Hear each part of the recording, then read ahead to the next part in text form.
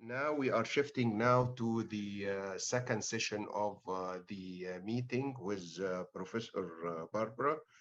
Professor Barbara Rogers is MD, and she is Master of Business of Occupational Excellence and the Fellow of Anesthesia, American Society of Anesthesiologists. She is a Professor of Clinical Anesthesia, and she is the Medical Director of the Ohio DU Preoperative Assessment Center and neuro-anesthesiologist. Her talk today about the stroke, and I think she has also what is called Six Sigma black belt, and I asked her since time this was not related to the judo or karate. Okay, so hello everybody. My topic is going to be stroke today. I'm from Columbus, Ohio. So I have just a couple slides showing where Columbus, Ohio is in the world. So here's the United States, there's Ohio, up by the Great Lakes. There's Columbus, Ohio, in the middle of the state. That's my medical center. It's very large, academic level 1 trauma center. And much of this lecture comes from the Critical Care Society's Emergency Neurological Life Support course. So incidentally, the World Stroke Organization's World Stroke Day is October 29th of 2022. So this is, you know, right close to then to be talking about stroke. So stroke types, there's two types. There's ischemic stroke and hemorrhagic stroke. Obviously, one is a clot in the blood vessel, and the other one is when the blood vessel bursts from a aneurysm or some other reason you fall and hit your head. So how big of a problem is stroke? Well, according to World Stroke Organizations, across the globe, 1 in 4 adults over the age of 25 will have a stroke in their lifetime. More than 110 million people in the world have already had a stroke. This year, 12.2 million people will have a stroke, and 6.5 of them will die of it.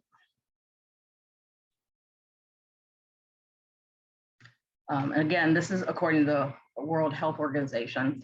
2 of the big risk factors for stroke are hypertension and smoking. So 4 out of 10 people that die of their stroke may have avoided the stroke in the first place if their blood pressure had been under control. Smoking. 2/5 of the people under age 65 who experience a stroke are smokers. Other risk factors are atrial fibrillation, heart failure, history of MI, and diabetes. So the American Heart Association says to think fast if you see these symptoms. So it's a mnemonic. So facial drooping, arm weakness, speech difficulty. And this is very time sensitive. In the United States, we call 911. In whatever country you're in, call whatever emergency number quickly. Act fast. So there are other stroke symptoms too. You're going to watch for sudden weakness of the arm, the leg, especially on one side of the body, confusion, trouble speaking, or understanding what people are saying to you, trouble seeing in one or both eyes, trouble walking, dizziness, loss of balance. All of a sudden, you're not coordinated.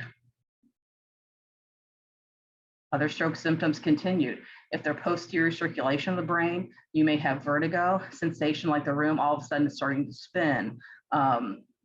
Again, you have one-sided arm or leg weakness, dysarthria, double vision, headache, nausea, vomiting.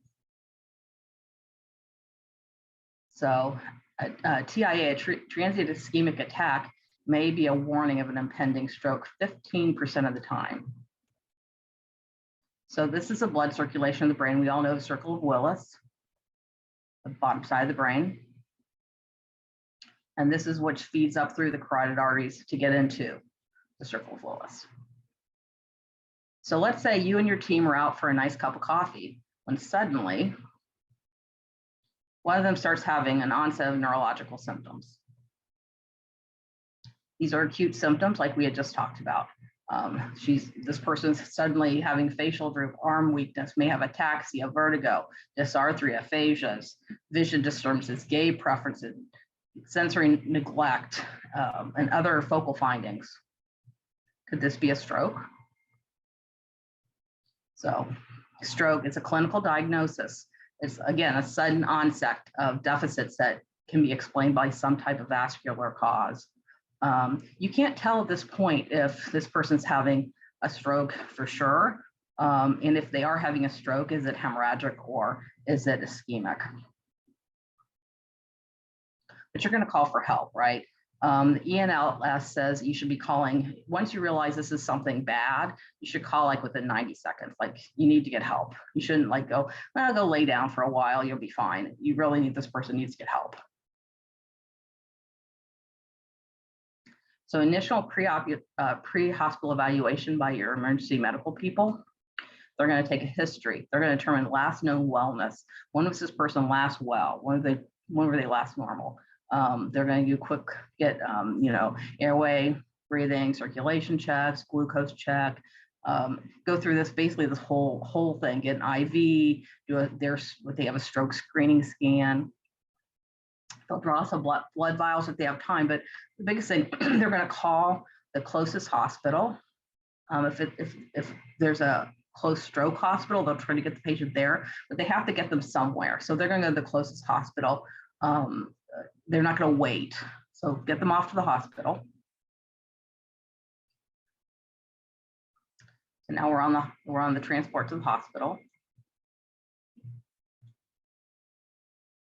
When they get in the hospital, in the emergency department, at the door screening, you want to know if they're stable. You can do a rapid neuro check. The goal is basically within 20 minutes, you're going to determine, you need a head CAT scan, MRI completed. You're not going to delay this.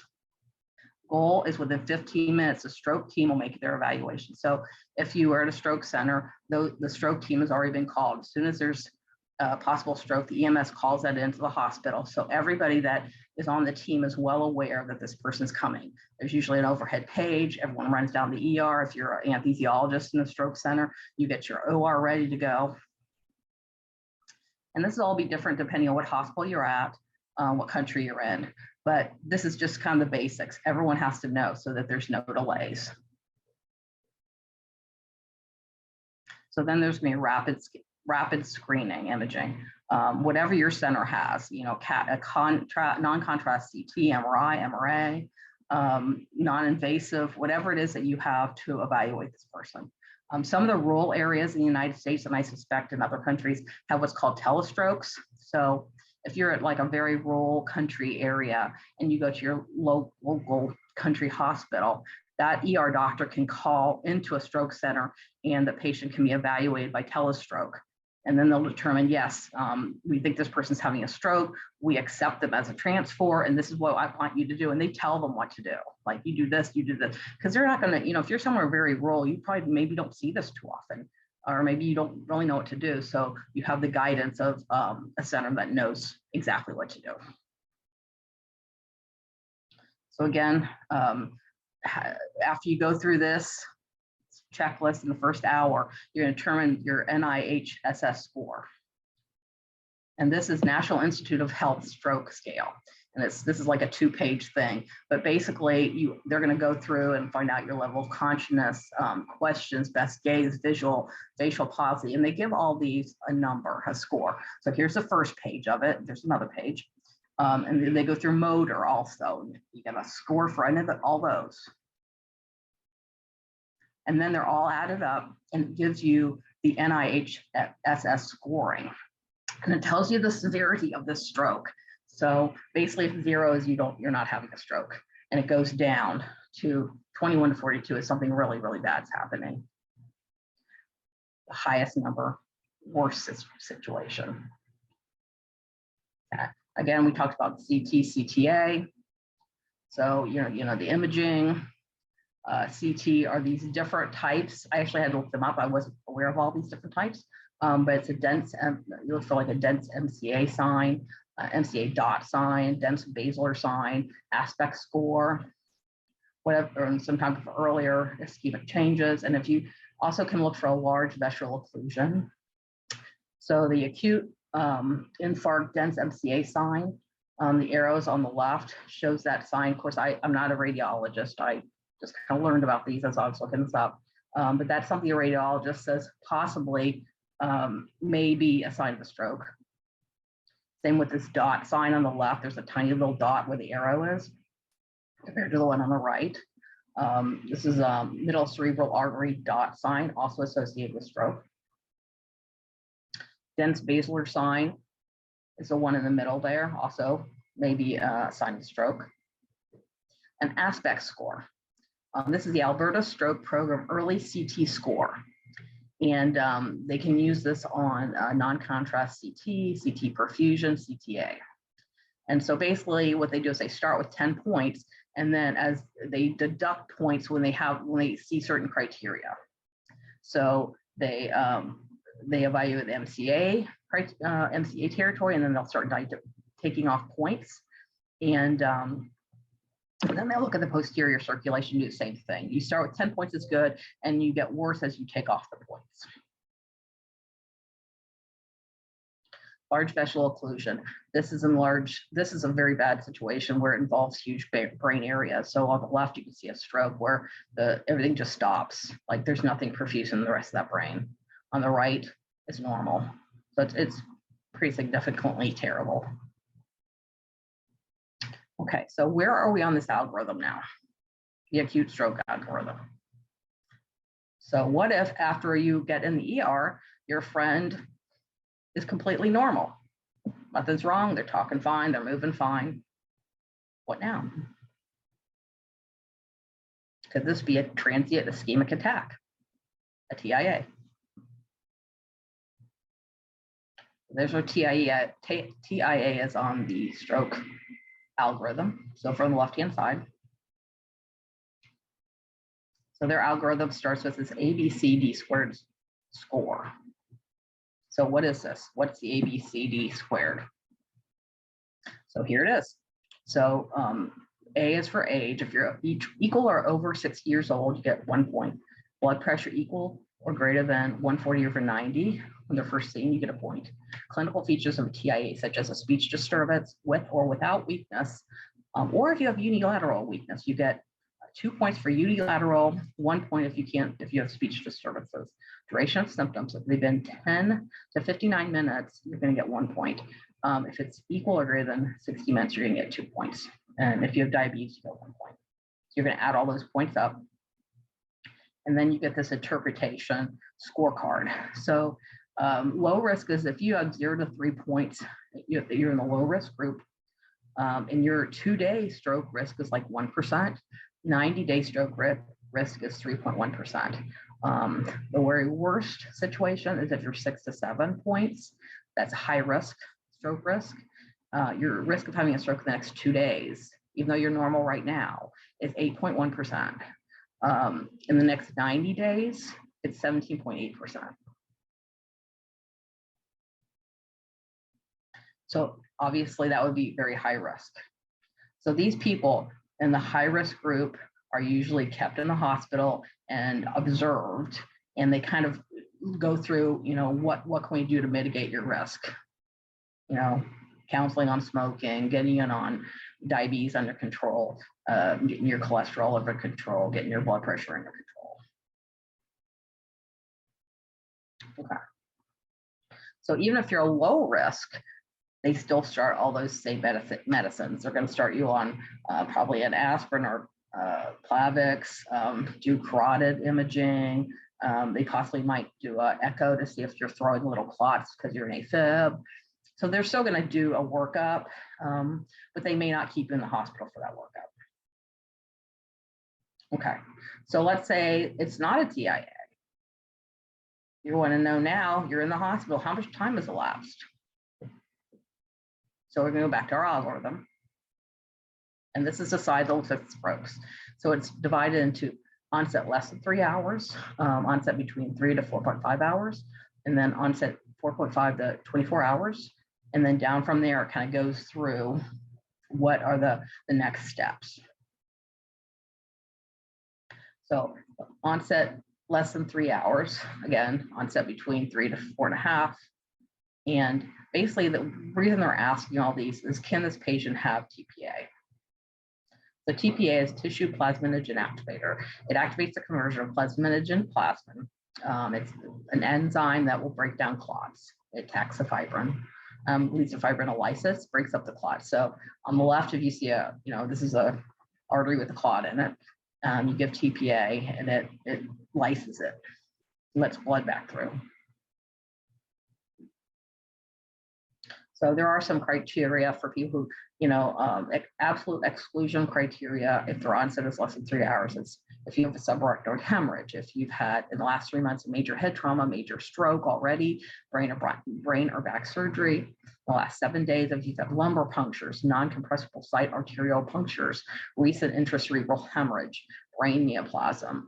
If you already have blood pressure, that is the systolic's greater than 185 or your diastolic's greater than 110, platelet count less than 100,000, or if you're literally actively bleeding from a trauma or some other thing, or your INR is 1.7, more than 1.7, or you have an elevated PQT, you're not going to get TPA for those people, obviously.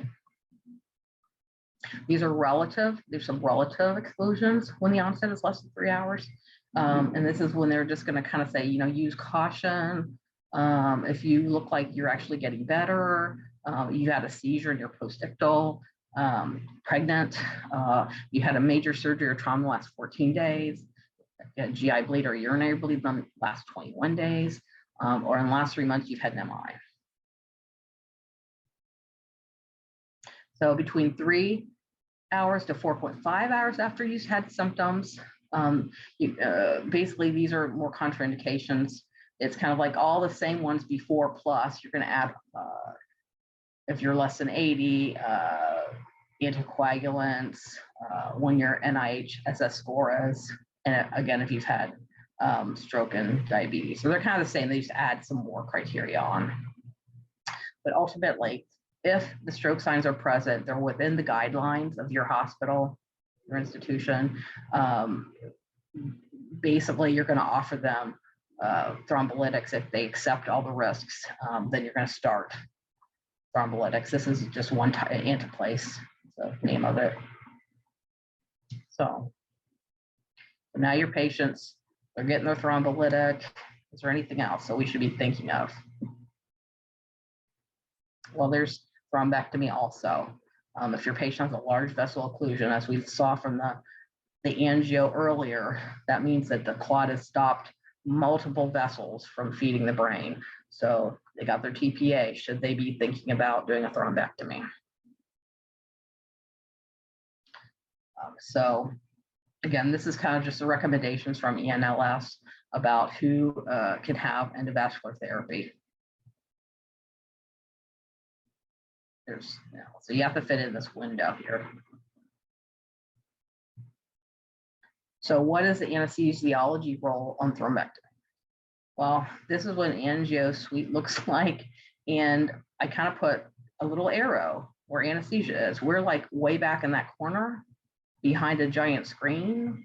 And so when the patient comes in emergently, because this is always an emergency, it's very time sensitive, they're going to come in on the left side of the screen, be thrown onto that tiny little table, and then we're way over in the corner with the screen in the way. So it's quite challenging to get that, and everything's time sensitive, getting the patient like on the monitors and then, IVs working and whatnot. So anesthesia for thrombectomy continued. So there's choices. You can use monitored anesthesia care. You can use general anesthesia. It really depends on the situation of the patient. If you have a patient that is totally combative because they're having a stroke, you may choose to put them to sleep because they're not going to lay still, right?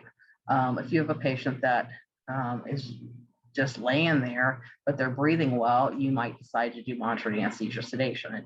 Actually, no sedation. We usually don't give them anything. They just lie there. It depends. It just depends. The biggest issue with monitored anesthesia care is even if patients come in laying flat and calm, once they start getting a thrombectomy, they may not lay flat anymore, or they may get progressively worse while they're laying there. They often start vomiting, and we have no access to their head. It's very hard to get up in there. So these are just things to consider. Our access is very limited to our patient. Okay, so when the patient emergently arrives at the angio suite, they're gonna throw them over on that bed, and you're gonna get all your monitors on very quickly. Usually have it set up like a trauma room, have everything ready to go. Because you don't have time to be going through the drawers, pulling things out. Everything has to be ready to go. So you get your EKG, your pulse ox, your blood pressure. Sometimes we put the blood pressure cuff on the leg. Have an O2 cannula with capnography if you're going to use back anesthesia. Be sure you have a running IV, and be sure it's taped down. I mean, it sounds really stupid, but once they get all the drapes and you have no access, to find out your IV doesn't work is really bad. Get your lead apron on. Everything is very time sensitive. Like the minute they get in the room and put that patient on that angio table, they're going to be prepping and ready to go. So it is a true emergency. So after thrombectomy is done, depending if your patient, regardless if your patient was MAC or your patient is general anesthesia, you're going to transfer them to the ICU. You're going to put monitors on, oxygen on them, off you go. Thank you. That's all. Thank you so much, Barbara. I think this topic is very important because most of the audience, they reach at the age of this occurrence. So we hope not to happen to us. But my question for you, Barbara, if there is any suspicious about TIA, for example, is it advisable to take antiplatelet before doing any investigation or after doing MRI or CT? Are you talking like aspirin or? Yes, aspirin. It probably doesn't hurt you to take an aspirin, honestly. It's kind of like an MI. I don't know that that's in the guidelines, but I mean, if you don't really know what's going on, I don't think taking 81 milligrams of aspirin is going to hurt anything, honestly. That's my personal opinion. Yes, so it is not advisable to take this drug. The guidelines specifically do not say, we put it that way. They don't say do take it, and they don't say don't take it. Okay. Ma'am. Yes. Yes, I'm Dr. Simanja from India. Very nice lecture. I listened to lecture. My question is whether you look for the blood sugar levels before giving TPA. Any contraindication for that? No, that's one of the first things. So when EMS comes, one of the first things they're going to do is check blood sugar. They definitely say check blood sugar, but the guidelines say that regardless, that if you feel like the patient is a candidate to get TPA, you should be giving TPA regardless. That's what most of the guidelines say. But yes, early on, when someone is acting weird, they should be getting probably before you even get to the hospital, checking a glucose, right? Because that can cause all those symptoms that we just talked about. You're going to be dizzy or feel weird. Ma'am, my second question is, your guideline says BP should be less than 185 by 110. If the patient is coming, suppose with the BP of suppose 190 by 120, so can you lower down the BP, then you can take the patient for TPA? Yes. All the things that are out of whack in the guidelines, they want you to treat it first. So, you know, if your blood pressure is, like you said, elevated above where it says you can't give TPA, you give medication, get it lower. Yes. The whole goal is if the person's candidate to have the thrombectomy, have TPA, get them in the guidelines. So if their sugar's abnormal, treat the sugar. Get their blood pressure under control. Yes, treat it. And then as soon as they get in that right inside that parameter, then you can take them. And the reason for this is because, you know, there is risk with TPA. if someone's blood pressure is terribly out of control and you give this clot busting drug, they can convert into a hemorrhagic stroke. So you want to make it as safe as possible. Barbara, from your experience, if TIA happened and the patient was controlled by the medications and returned back to home soon, is there any possibility to happen again for the same patient? Yes, so that's the problem with TIAs. They're harbingers of bad things to come. We usually don't think of it that way. We usually think, TIA, it's no big deal. It actually is a harbinger for stroke.